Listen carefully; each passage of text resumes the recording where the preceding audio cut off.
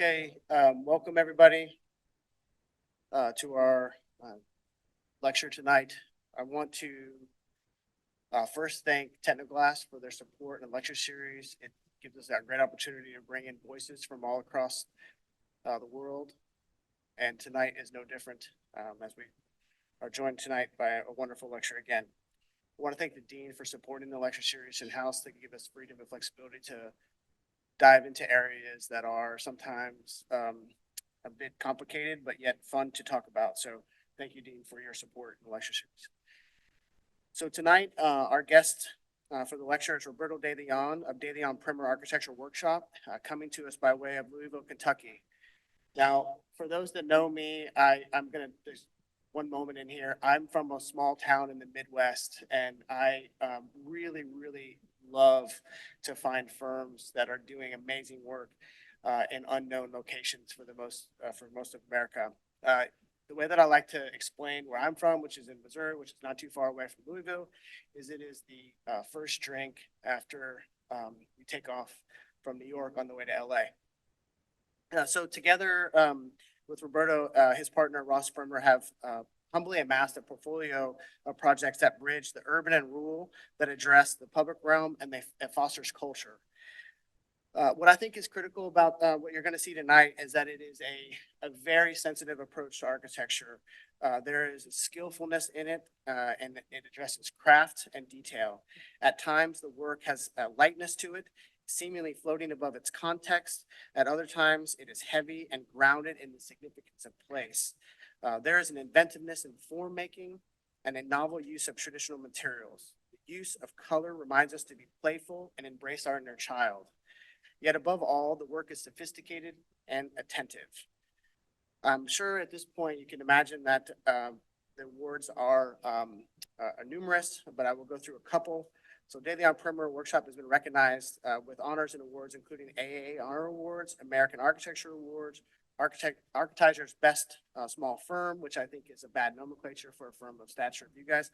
Small in numbers doesn't mean small in firm. Design Vanguard by Architectural Record, Emerging Voices by Architectural League of New York, and most recently, an amazing accomplishment, American Academy of Arts and Letters. Earlier this year, we had Marlon Blackwell come to join us, and in reference to our guest Marlon at the time, from his fall Tecnoglass lecture, he stressed the importance of doing the work. And I think without question, Roberto and Ross and their office have for sure been doing the work. I want to again thank Tecnoglass, and I would like everybody to welcome Roberto de Leon to the stage.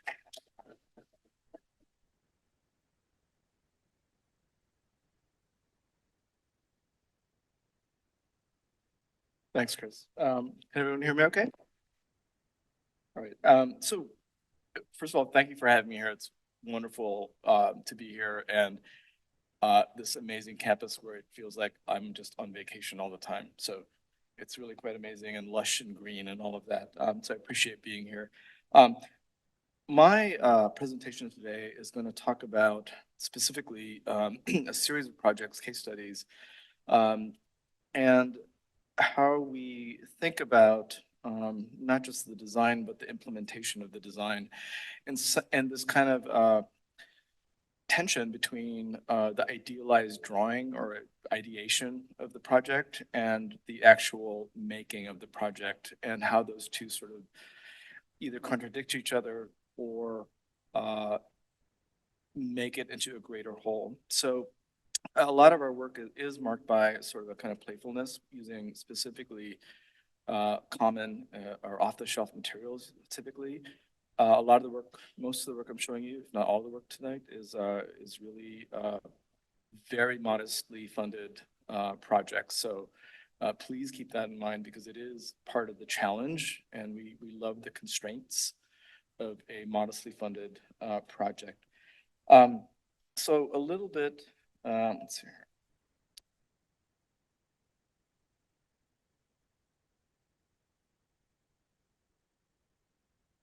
So a little bit about our context. We are based in Louisville, Kentucky, which is at this very specific bend of the Ohio River.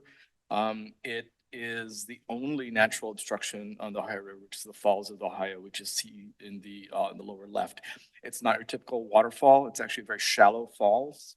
But this is where you see all these sort of amazing fossilized things within this limestone riverbed.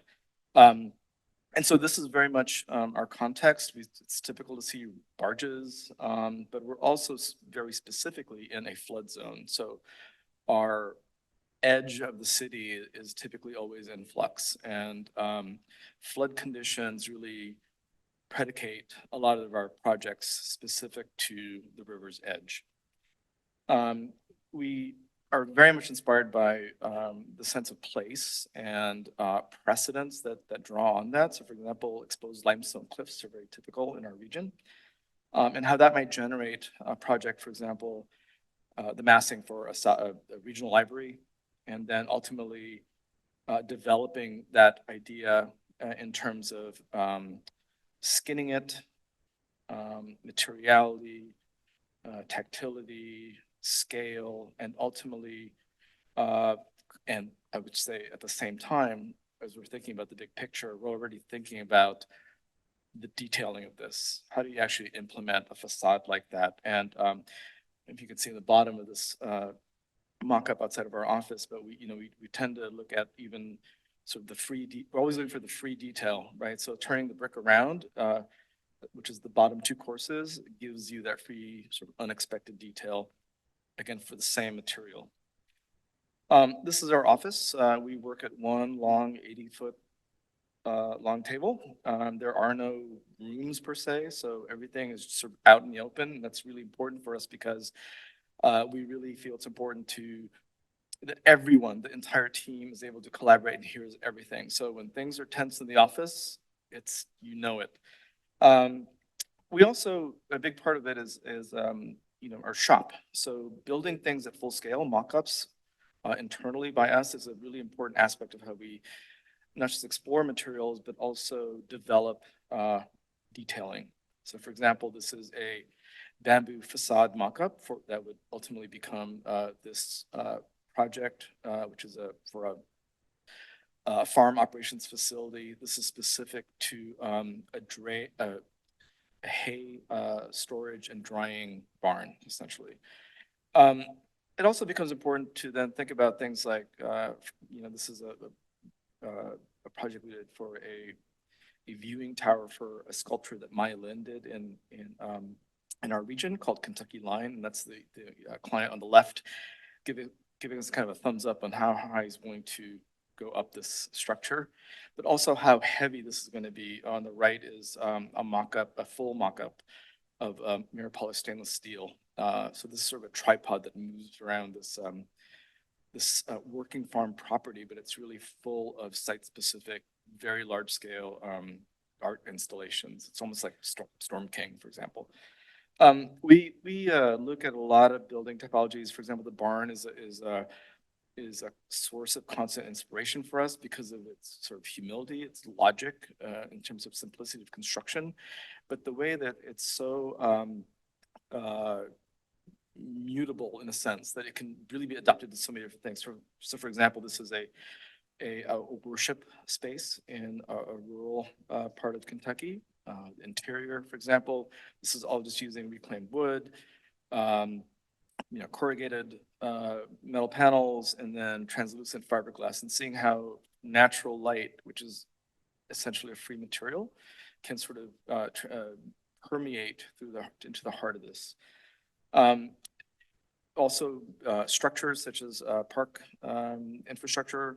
So this is a series of follies that are in a park on the Ohio River that is meant to be floodable. But at the same time that these structures, the utilitarian structures, can also have a sense of whimsy to them, and that they have a kind of a civic presence. This is a project we did for Wild Turkey Bourbon, the visitor center, and looking at how we might mediate between these extreme scales of the scale of the bourbon landscape and bourbon drying rick houses, for example, and the scale of the visitor. So building that is recognizable at sort of from afar as a kind of iconic figure. But then as you move closer to it, it has a very different sense of sort of tactile scale to it. Also, the use of the barn itself as a kind of ready-made found element. This is a visitor center we did for Udell Botanical Gardens, where we literally inserted a glass box inside an existing tobacco barn. So again, sort of this very different presence day and night.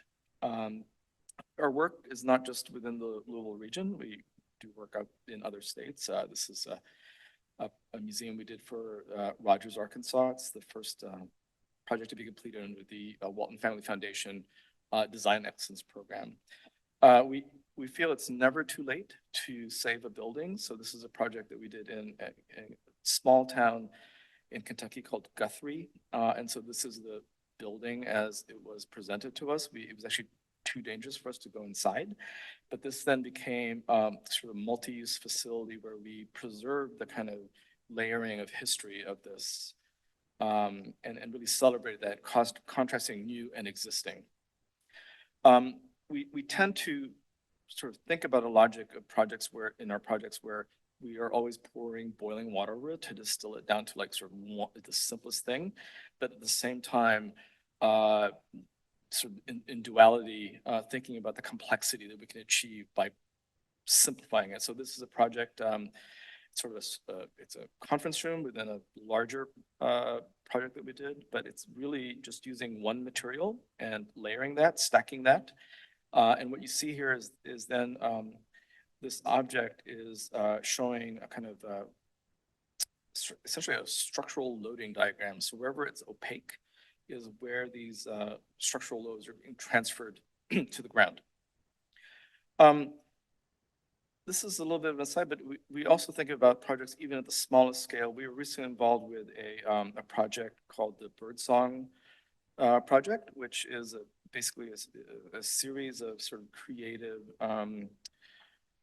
efforts, both music in different fields, architecture, music, and so on, where we were asked to design a birdhouse for a hummingbird, which ironically is one of the birds that actually doesn't use a birdhouse. So they actually typically make their nests on very spindly sort of wiry elements that are woven together by spiderweb silk that expands. And so that then was our kind of our thinking about how we might think about ornamentation and fabrication and craft. And so thinking about silk, embroidery, and the weaving together of things. And so again, using one material, in this case, we used bonsai wire, which is what you typically use to sort of wrap these around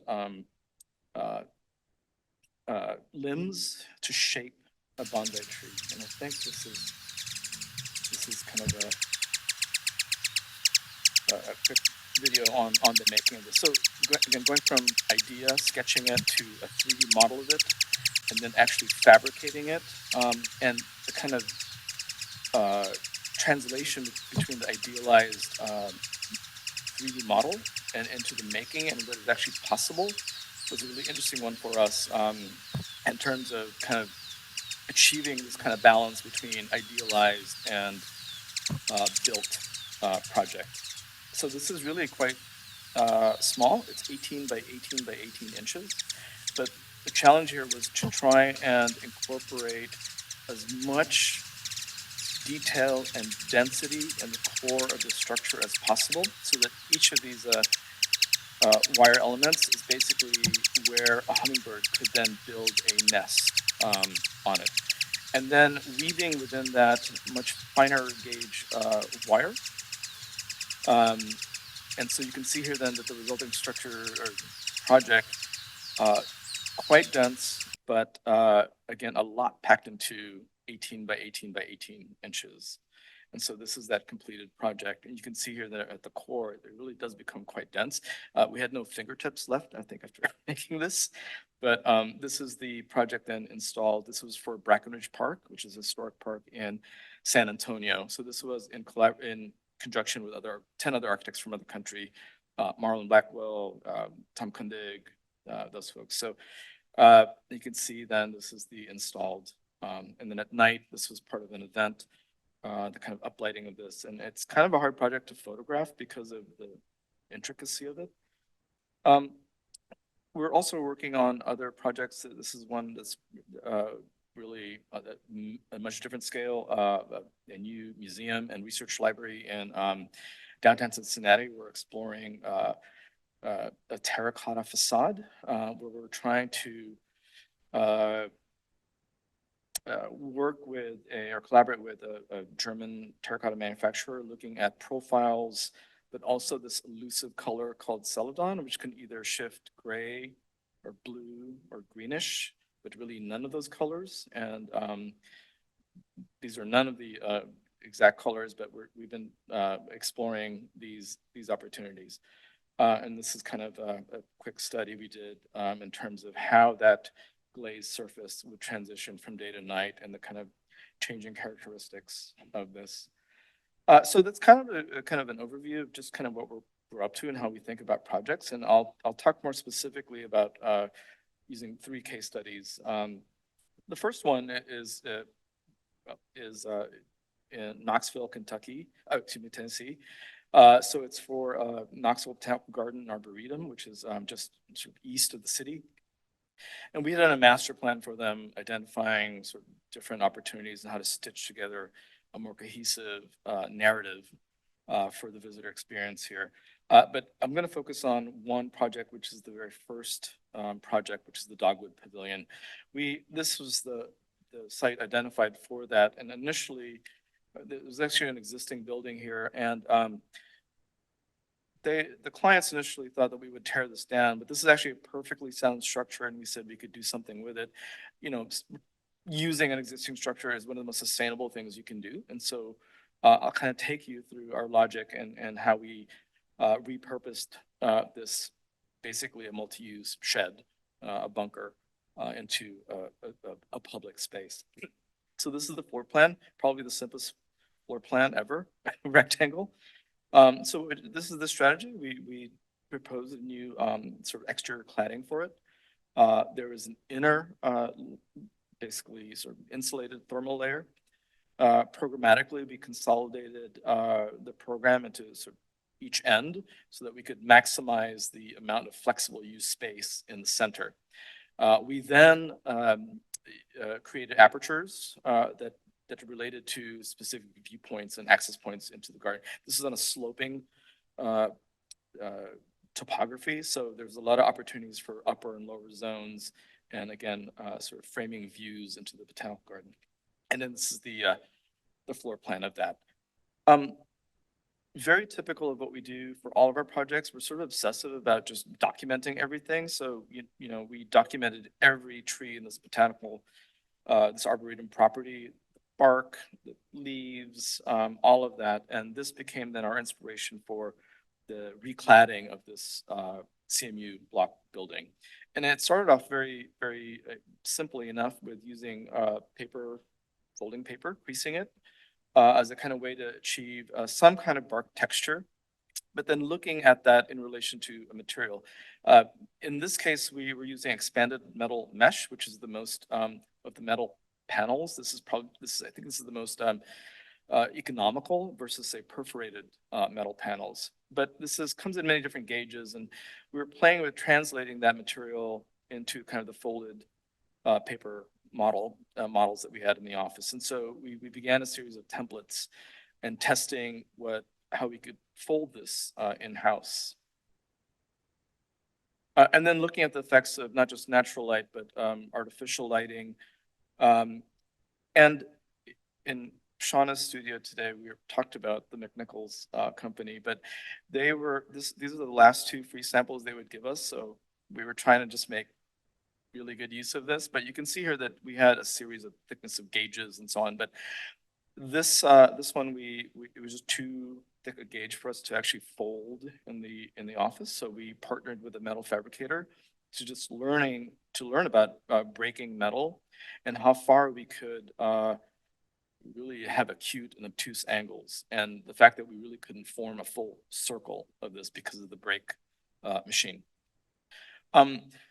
Again, the importance of playing with materials at full scale is super important, and this slide really exemplifies that. So the kind of orange sheen that you see on this is not actually in the anodized aluminum mesh. It's actually a structure that's right next to it.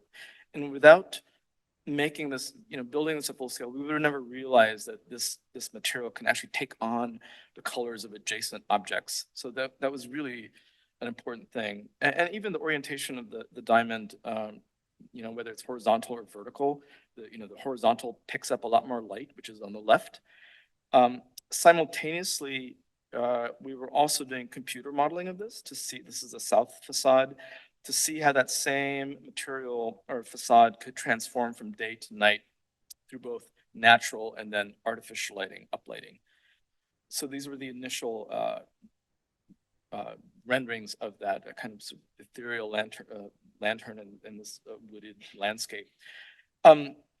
Material efficiency is really important for us. So using the McNichols panel product, we made bending profiles where we used the whole part of the profile. In other words, there was no material waste or very little material waste, which was our target. And so we developed a whole series of folding patterns, again, using the full material, including the flanging. There was also a lot of consideration on how this is assembled together, the intricacies of turning a corner, for example, so that if one panel were accidentally dented, you don't have to take the entire facade down. It's actually easy to replace or substitute. And so this is that completed project using, again, expanded metal mesh and then anodized aluminum. And depending on the time of year, it kind of and the time of day, it takes on a kind of certain color. And because of the porosity of the mesh, sometimes different viewpoints, the corners actually sort of disappear. This is the upper level patio terrace. So all of these doors completely open up to this upper terrace. They're essentially doubles their event space. So it's usual to see morning yoga classes, for example, on this upper terrace. And then at night, this becomes this glowing lantern in this botanical landscape. This is a little bit of an odd project to photograph, because the moire pattern makes it look like you're always looking at something that's blurry, when in fact this is a perfectly clear, sharp photograph. But it's an interesting aspect of the material that we would have never really anticipated. And again, that sort of idealized version and the after effect of it being constructed, I think this is a really interesting sort of dialogue between that. This is some of the this is the gift shop before the gifts arrived. And then going back to, because all of the interior surfaces are hard surfaces, we were really concerned about reverberation and sort of the acoustics of the space. And so we were interested in making a covered ceiling that, again, was inspired by the peeling bark and of one of their trees. And we had been looking at this material, which is a bendable, extremely thin bendable plywood, really for another project, and we just had it in the office and we started playing with this, but pushing how extremely we could really bend this material. And again, this comes in a standard module, so we cut this in half to make ribbon strips to produce essentially a coffered ceiling. And so even though something might look complex, it's really quite easy how this was installed. So on the left part of this diagram, you see how it's actually shipped to the site flat. It's already pre-attached at each end. And then as it's installed, it's pulled apart and then lapped together. And so this is that resulting pattern. So in a sense, what we didn't realize at the time, but we were essentially making the wood equivalent of expanded metal on the interior. And so this is that finished space. This is actually opening day. But you can see then how large this flex use space is in the middle. So this project really sort of encapsulates a lot of the ideas that I'll talk about in other projects. So the next few projects, we're going to focus on an area in basically within Louisville, very different contexts, very different programs, very different scales. This project is for the Filson Historical Society, which is basically an organization that exists to archive and share the narrative of the Ohio River Valley region. And so what you see sort of in yellow here is their existing building, which is, and the kind of the infrastructure that is within this historic district called Old Louisville. So initially they were headquartered in this amazing Beaux-Arts mansion called the Ferguson Mansion. And this was, at the time, this was the most expensive house built in Louisville at the time. But the context of this is actually the Southern Exposition in the late 1800s. And so there's a huge building in this area, which you can see in this map. Our site is actually to the upper right of this in yellow. And you can see then that after the exposition, basically this whole area was cleared out, and residences were developed within this whole zone.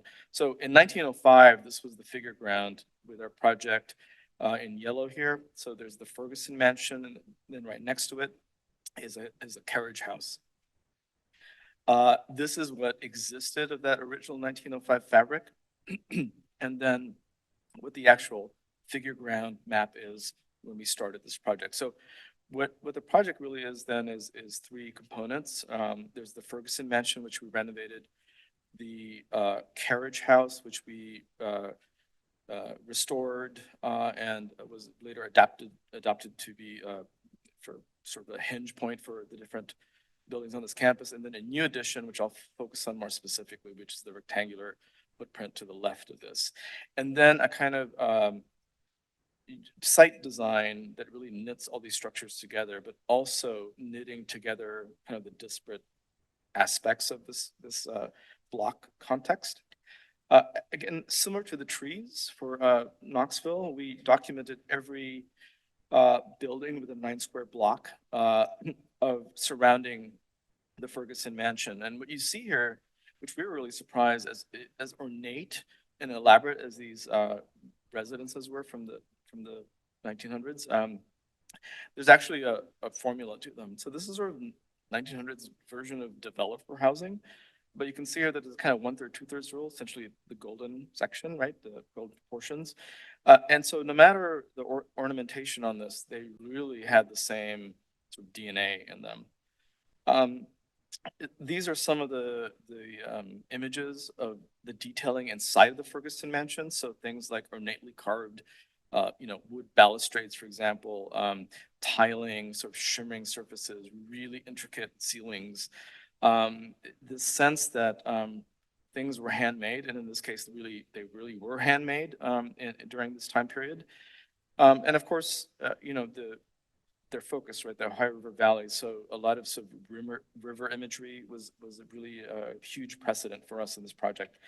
This project was intensely controversial. Nothing had been built in this historic neighborhood for over 35 years. So it went through a lot of engagement with public officials, landmarks agencies, clients, the community, a lot of charrettes, a lot of working sessions, and all of that was really about consensus building, which ultimately ended up expediting this project. So again, this was the first project to be built, complete new project to be built within this neighborhood in over 35 years with a unanimous decision by the city council.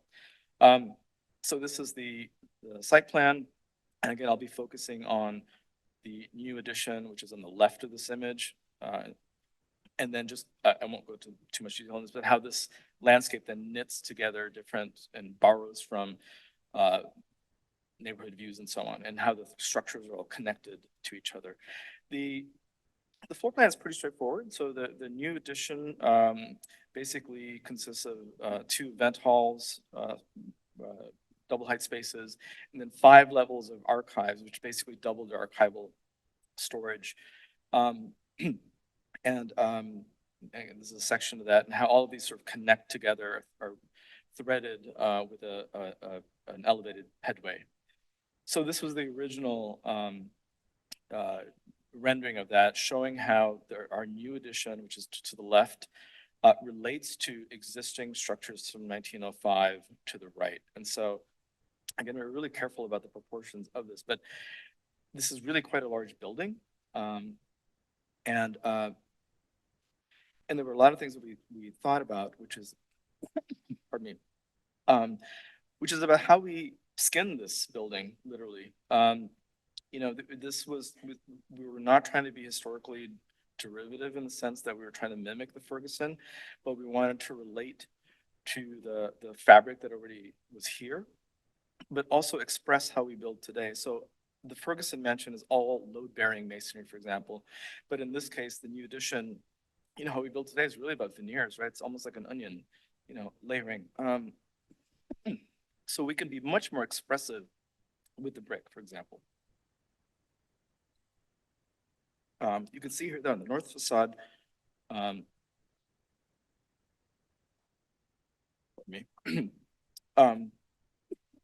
the left side of this is the 5 levels of archival storage, because this is all north facing. Really, we could take advantage of the fact that we could reveal what would normally be back of house functions. So this becomes a kind of vitrine to the neighborhood. And then also detailing and borrowing on historical precedents like the carved wood balustrades, for example, and being more playful with that in terms of how we might detail a new monumental staircase. Sorry, coughing. So that is this, and so we can be much more sort of fluid in the staircase and the guardrails. So again, things that are both familiar become new. And the way that the stair is detailed, there's actually sort of different landing points. So it really is about this kind of journey going up this sort of middle atrium space, which is detailed with slots. I don't know if you can see that in each side of the wall. So there are stainless steel pins that allows them to change what's being sort of displayed in here into a kind of ever-changing portrait gallery. That's me. So you can see here the stair really is this journey, and it's more experiential than just getting from first to second floors. And then kind of the detailing here of things that are monumental but are really quite simple to build, but it is about the visitor experience. So for example, these large scale wooden panel doors are actually profiled so that there are no door handles. They're integrated into the edge detail of the doors so that they're in fact a hand profile.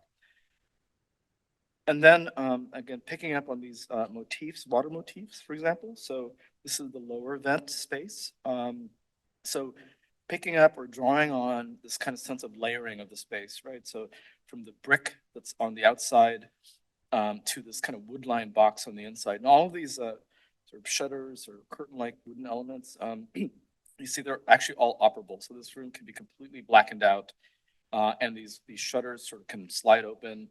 And depending on natural or artificial lighting, the kind of the shimmery aspect of this is really becomes very prominent. So you can see here the kind of a ripple pattern on the ceiling.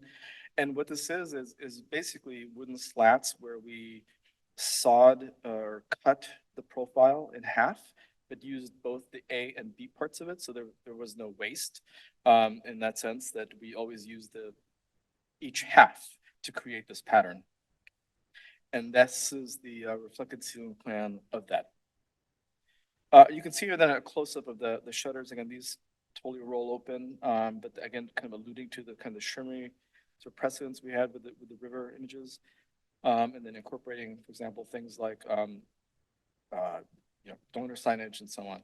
The upper level is meant to be more of a flex event exhibit space. So because this is a room where the ceiling actually becomes very, very visible from the sidewalk, we really wanted to pick up on that and sort of make that a much more dramatic sort of statement. So this is, for example, an event configuration, the same room sort of darkened for exhibits. And then this is that room in its completed state. And again, this is complete sort of flexible room that can be completely blacked out with, combination of roller shades and so on. And so we kind of like this kind of dichotomy between a more modern structure and the kind of historic sort of period events that they hold here. For example, this is a demonstration of dances. And again, the way that this room can transform depending on the lighting, both natural and artificial. This is a close-up of that ceiling. So the difference here between this ceiling and the lower ceiling is that we inserted raw edged lucite strips between, or sometimes instead of, the wood slats. And so what happens is the raw edge of this, because it's not polished, the lucite strips actually catches the light and really amplifies the natural light in this. So it's a very dynamic room, sort of visually, in terms of how these materials pick up light. And of course, embedded within the ceiling is a whole host of things that allow it to, drop down projection, scissor lift projectors, and so on. So this is very much a flex use space for events, lectures, exhibits, and this is then the reflected ceiling plan of that. And again, if we use one material and cut it, it's always used somewhere else. So there's a balance here actually of sort of cut pieces and the leftover cut pieces. So on the other side of this, where the archival spaces are, it takes on a much more sort of raw feel to it. It's much more sort of perfunctory and, in a sense, clinical, I'll even say. But this is on purpose in that typically this would be things, these would be spaces that are not typically accessible to the public, but we really wanted to make sure that this became part of the public experience. A big part of the Filson's motivation to undertake this project was to really dispel this misperception, I should say, this perception that they were a private club. It used to be called the Filson Club, but that they are in fact a free entity. It's an open resource for the community and the region at large. So we wanted to make sure that this really felt, and really you could wander through these back of house spaces. One of this experience of walking through this archive was really inspired by when we first visited the carriage house, and the director at the time, it was just full, this attic space was just full of artifacts, and he said, be careful stepping over that typewriter on the floor, because F. Scott Fitzgerald wrote The Great Gatsby using that typewriter, and it was just literally on the floor. And it was a sense of discovery and that we shouldn't be there that was kind of exciting about this. So we wanted to kind of recapture that feeling of passing through this archival space. This is a view of that connector bridge, then going into the carriage, through the carriage house, and into the Ferguson mansion. And then the back side of this, and then a detail of that facade.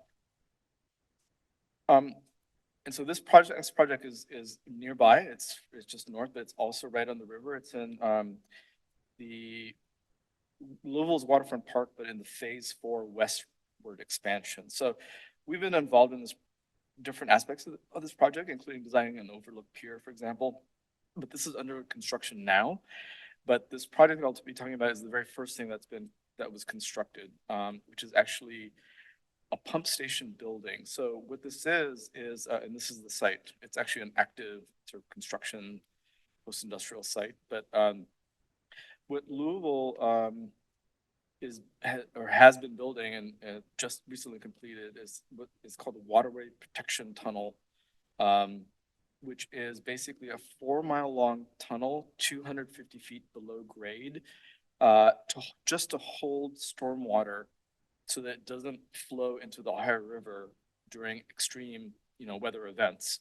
So it literally just holds this in this 4-mile long tunnel, and the pump station building is the only access point into this. So this is a section of that. You can see then that the building above, but really what's happening below is the more extreme. So this is a really monumental sort of infrastructure project. And we didn't design the building per se, but we were asked by the Waterfront Park folks to redesign a facade for this, something that would actually fit in with its new future context, which is Waterfront Park Phase 4, and this building sits right in the middle of that. So even though it's a huge infrastructure building, it really needed to resonate as a kind of a folly and have more of a civic presence, even though it's an infrastructure project. So you can see here what we were dealing with. It's essentially a brick or a semi-block building. It's really quite large. But this is really the whole point of this building, right? Which is this massive shaft that goes down 250 feet, and it is the access point for that tunnel. And so, we initially thought, what an amazing thing to share with the public that this thing actually exists. But unfortunately, the clients actually did not want that, and so we kind of had to rethink this a little bit. Again, the whole river imagery, its site. We'd also been looking at profiling things like Fresnel lenses, things that are sort of shapes and profiles that are sort of familiar with nautical contexts.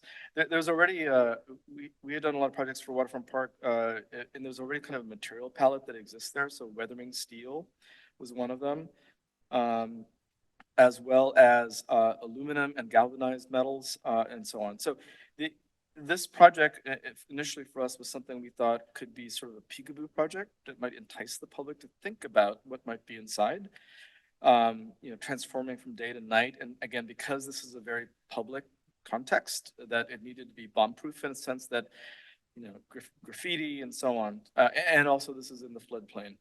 And so these are early studies we did to look at how there might be a sense of like a clue of what's happening inside programmatically.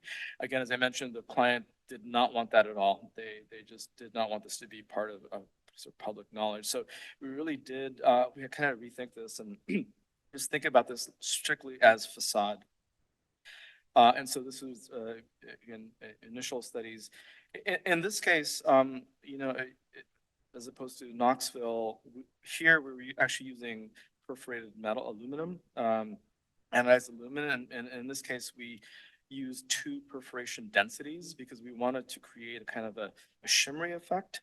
So even though the perforation density is very subtle between the 2 panels, you can really sense that. And this is a computer rendering of that just to see, like, are we sort of achieving the right density? There was also a strange bee requirement in this that they didn't want bees to go inside this cavity. So anyway, that's a aside, but so these are then kind of early renderings of day and night versions where we're downlighting this in this case. These are the elevations, and then you can see it's pretty straightforward. The construction, the wall section, which is metal purlins, and then custom profiled anodized aluminum, perforated aluminum is then attached right to this. And so, as we always do, we did a 1/3 scale mock-up of this. So this is in our office. We then jumped up to sort of full scale, but then we're always looking for things like the free detail. And so how do these things really lap together? What if one gets damaged? How do you place it? And so on and so on. And then there's also the issue of like thickness, right? Because once you fold metal once, twice, 3 times in itself, you then have all these discrepancies in terms of how you attach to these steel metal purlins. And then just the logistics of like, how do you attach to block at this kind of like scale, and will the block webbing really hold, and so on.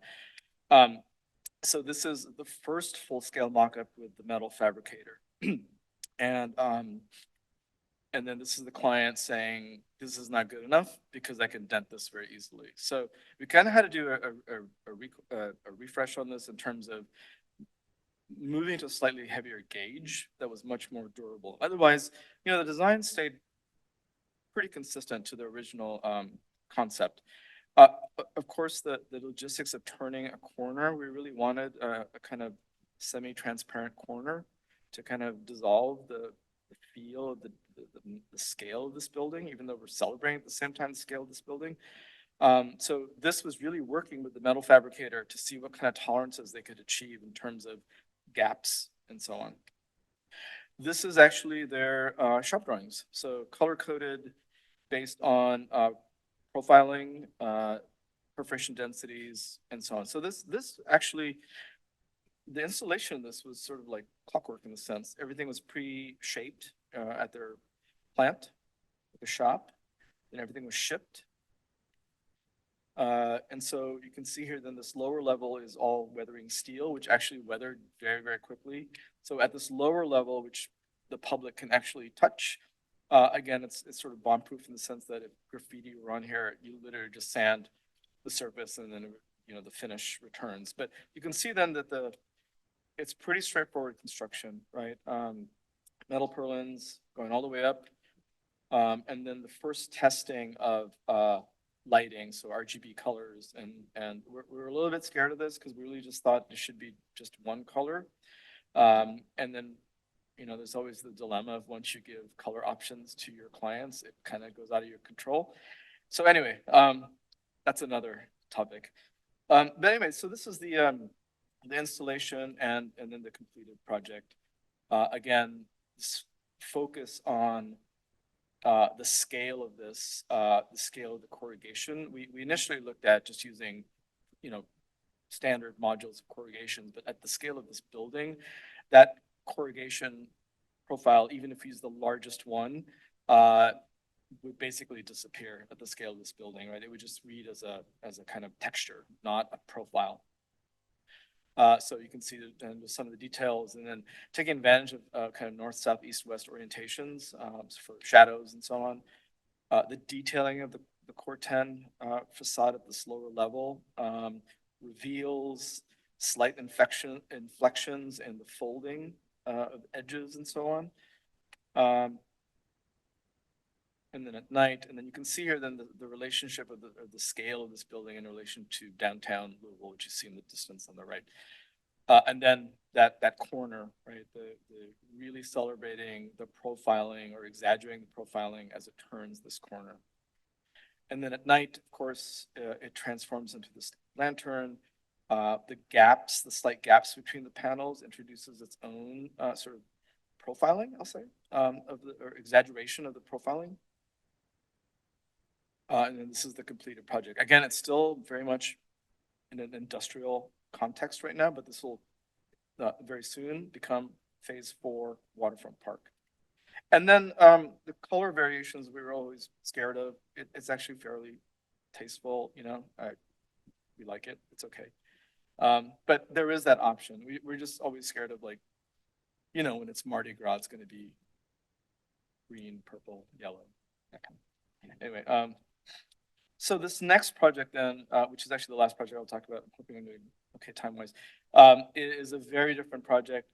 This is for a new event pavilion for Locust Grove, which is a historic property, and it actually is also in Louisville, but a very, very different context. This is was once a plantation property, but it was once the home of basically the founder of Louisville, who was also related to, you know, a lot of explorers, let's just say.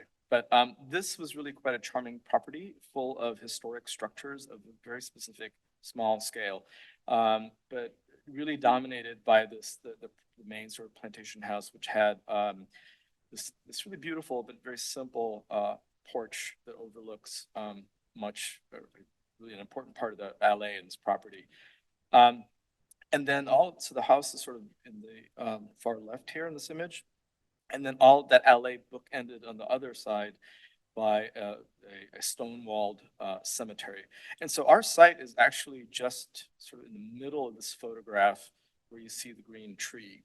And the reason for that is so the program is in a flexible event use space, basically a large sheltering roof. And it takes advantage of the existing amenities already in the visitor center. So a catering prep kitchen, as well as, for example, infrastructure that already exists for cars, right? We had mapped out a lot of the existing amenities or elements in this property, you know, zigzagging stone walls, all of that. But this is really our material palette. You know, heavy timber, limestone walls, and that then became our material palette for this pavilion. And then the locust grove bark, which is like really specific and unusual, which is the sinewy kind of texture, which grows all over the property. So this is the diagram of the project. It's really rather straightforward. So there's kind of a core building and a flat plate for events. And the challenge here was that it's 80 by 100 feet. So it's in footprint, it's actually massive, this project. I mean, in relation to the other buildings on this property. But this is kind of the kit of parts. So core building, series of incisions through that. That's kind of a threshold into the main space. A large sheltering roof, which became kind of our riff on the porch, the idea of the porch. And then initial renderings, and this was that. You can see here then that again, the floor plan is pretty straightforward. Core buildings, restrooms, storage, drinking fountains, but essentially this large open space under this roof. And then this plan really accommodates a lot of different things. So like the typical 250-person wedding, right? A farmer's market based on 10-foot by 10-foot modules, lectures. They have a lot of musical programs here and sort of period reenactments. And then where this sits in relation to that site. So the event pavilion, while it takes advantage of this view shed, is actually not visible from this view alley, but it does take advantage of things like an existing parking, arrival drive, the visitor center, and so on. And so this is actually the view of the completed project, showing that you can barely see it. So it's actually on the sort of mid-level here, mid-horizon here on the far left, which is just a low slope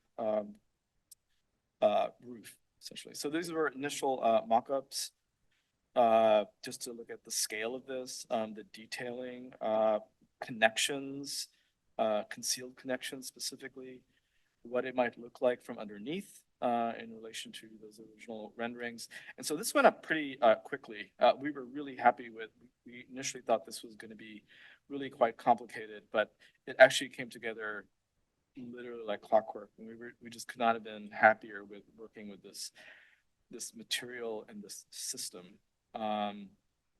So this is the installation of just the primary and secondary framing.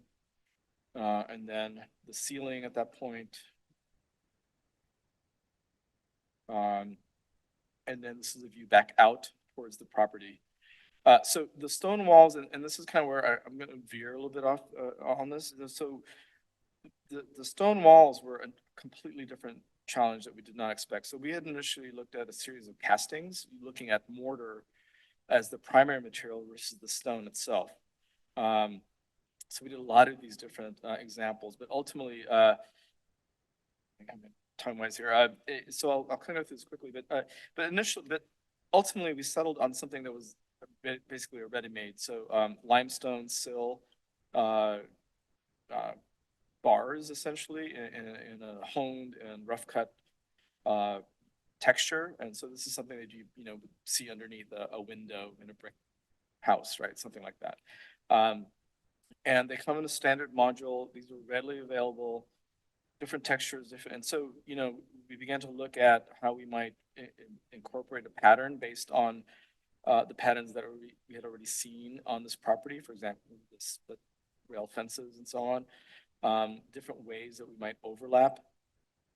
And so this is the elevation for that, which is essentially a herringbone pattern on the walls. And we had many different pattern options on this, but this is where we ended up moving forward with.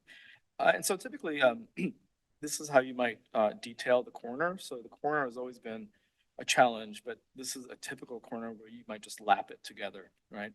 But as in the floor plan, we actually have these acute and obtuse angles, which complicated things in plan. So that dilemma of turning the corner both in plan and elevation then became very complicated. And so we built a wood mock-up of how we might transition or detail that corner.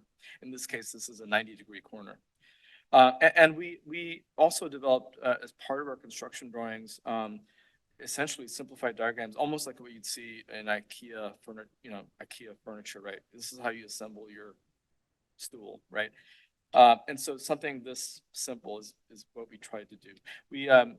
We also invited masons at the time to come to our studio and try to replicate the mock-up in relation to those installation drawing diagrams.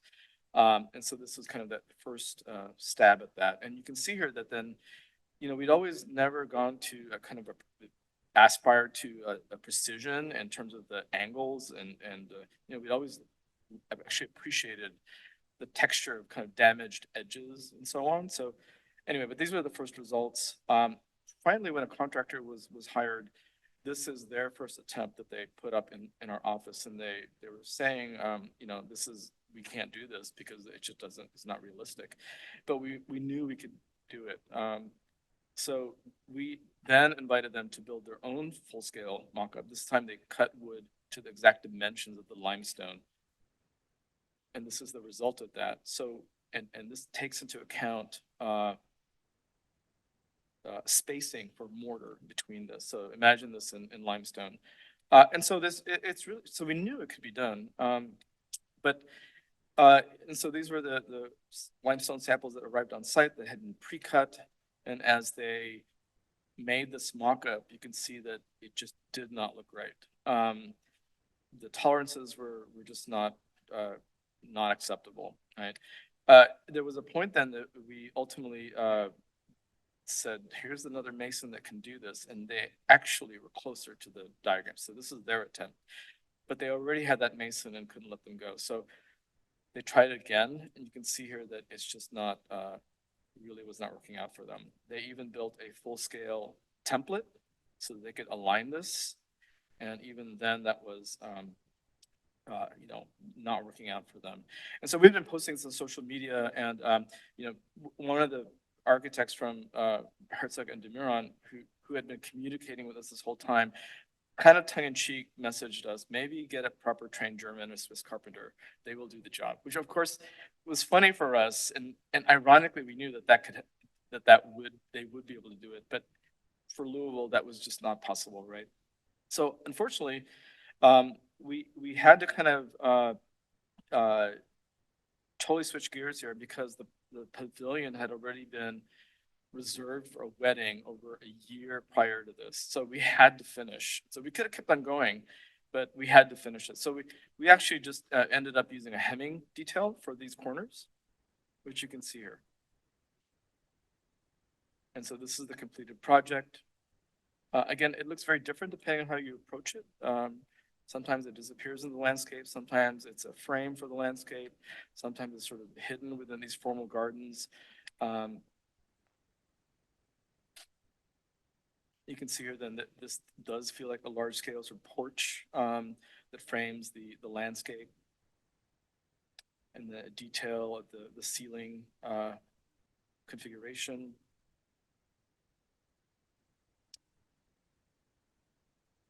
And I think that's the last image. So I just want to say on this one project, I think the dilemma, which is why really I'm calling sort of focusing on this presentation as material improvisation, is that sometimes that translation from idealized drawing to implementation or building of the project doesn't always work, but this is the first time that it hasn't worked for us. We've always been able to accomplish that. So I think it was important to share this because I think it's important to share the attempt, right? And I think if people had not seen what we had gone through in terms of resolving that or trying to do that corner, the project as it is now is perfectly fine, but I just wanted to show what the potential could have been.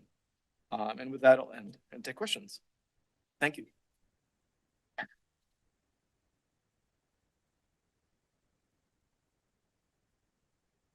Awesome. Very awesome. Thank you very much, Roberto. Now we have some time for questions from the audience. Okay. Oh.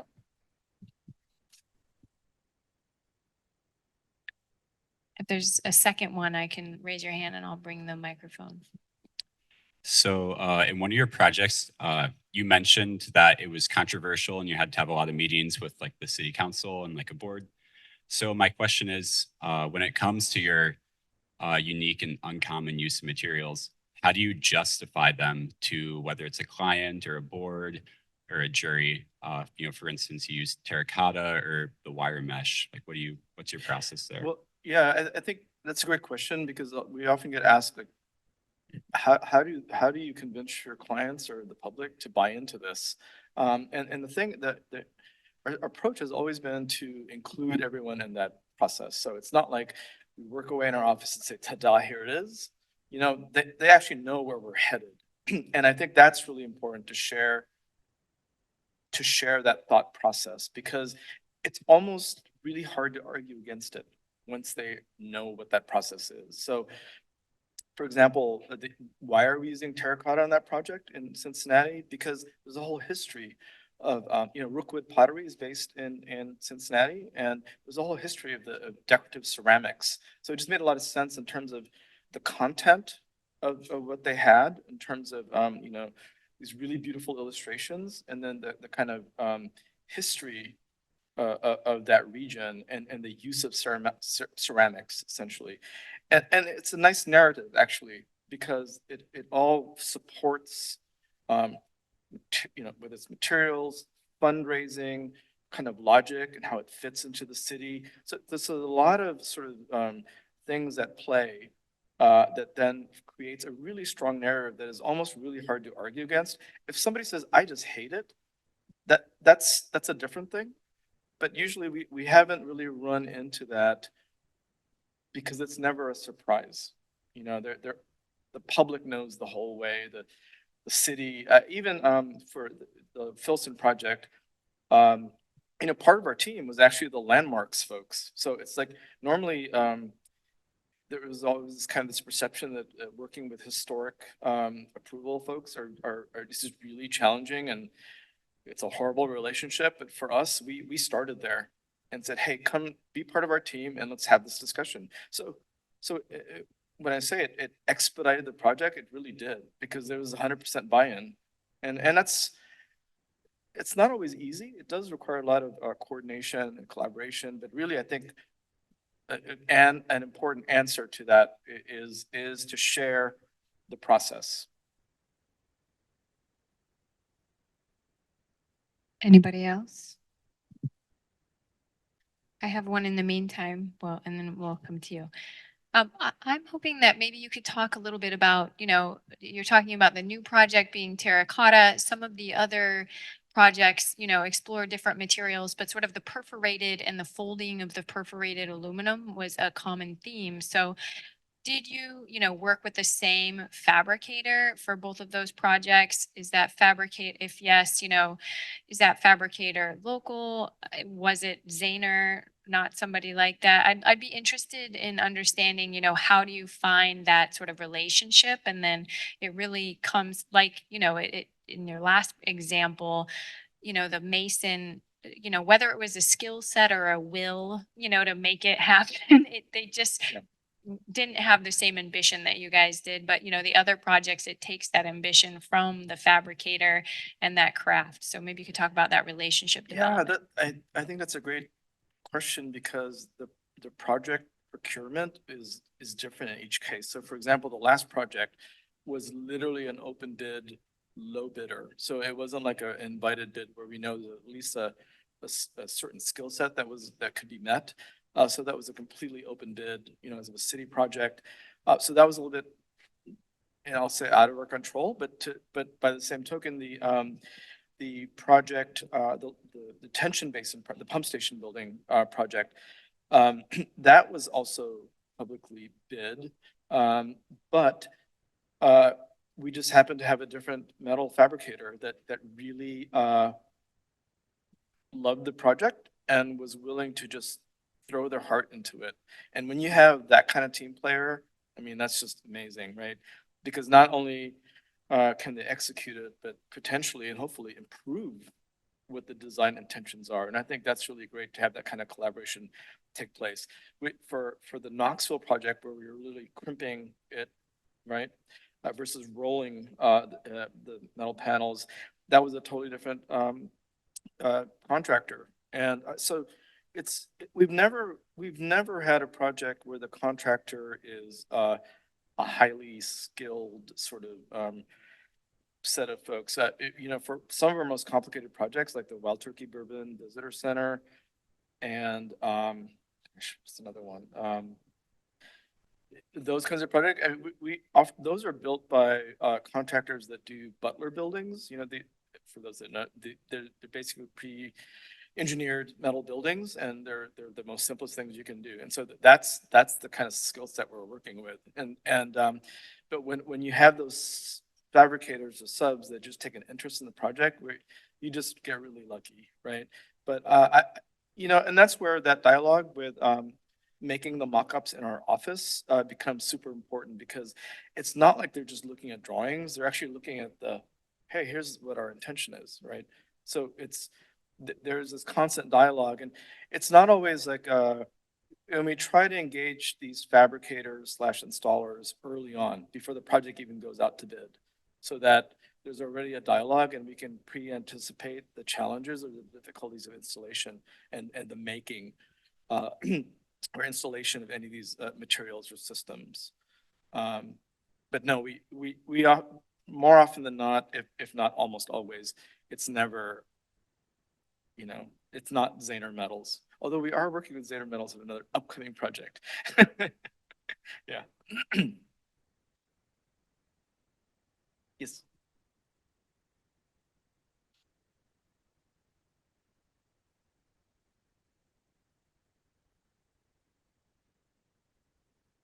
Okay. Well, first, thank you for the incredibly thrilling, beautiful work that you shared with us. Really breathtaking. My question is about how I'm noticing that most of the projects you showed are have most of the invention, the intellectual effort invested in the envelope. Is that purely circumstantial? Basically, this just happened to be the work that you have done recently or showing us, or is there some intentionality built into this investment? Aligning with a long tradition, from Venturi to Paul Virilio to Koolhaas, for instance, in junk space, makes that argument about how architecture really now is more and more the envelope, and this is where the action is. Is that are you aligning yourself with that genealogy, or No, not necessarily. I think my focus today was really to talk about those things specifically, the materiality, the envelope, and so on. But there's a whole other conversation I think that I could present these same projects in terms of rethinking program, in terms of economy, in terms of reuse. So there's a lot of sort of aspects that we could really sort of digest any of these projects. And I think the thing that probably ties them all together is this sense of craft or fabrication that unites them all, at least aesthetically. But beyond that, we're always interested about, most of our clients our focus is really not-for-profit and cultural clients. So they are often like minimal budgets. And so we're often trying to find how can we maximize their investment in a project. So it's not just in the materiality necessarily. We're seeking out those opportunities to look at program. How can we maximize programs so that spaces are always used? How can we connect with its context, integration of the city, edges, right? Block edges and so on. So the project that I didn't really talk about it in detail, but at the very beginning, the project we did for the Rogers Historical Museum, that was about, yes, there was an aspect of the facade that we investigated, but it was really about eking out existing spaces or found opportunities, let's say, and thinking about that more as a program. And I don't really talk about that, but I'm hoping I'm answering the question. I think this presentation is really geared more specifically about assembly and the sort of material opportunities, but our projects are I think we approached them in very different ways, of which I'm presenting a very specific aspect. Yeah, no, absolutely. Thank you. Thank you. Okay, well, Roberto, I want to thank you for your time today. I want to thank you for stopping by and talking to the students as well, for Shauna. It's been a pleasure to see the work. We're going to let you go to dinner and have some time off now. Thank you all for joining us again. Appreciate it. Can we please give Roberto a warm goodbye? Thank you, everyone.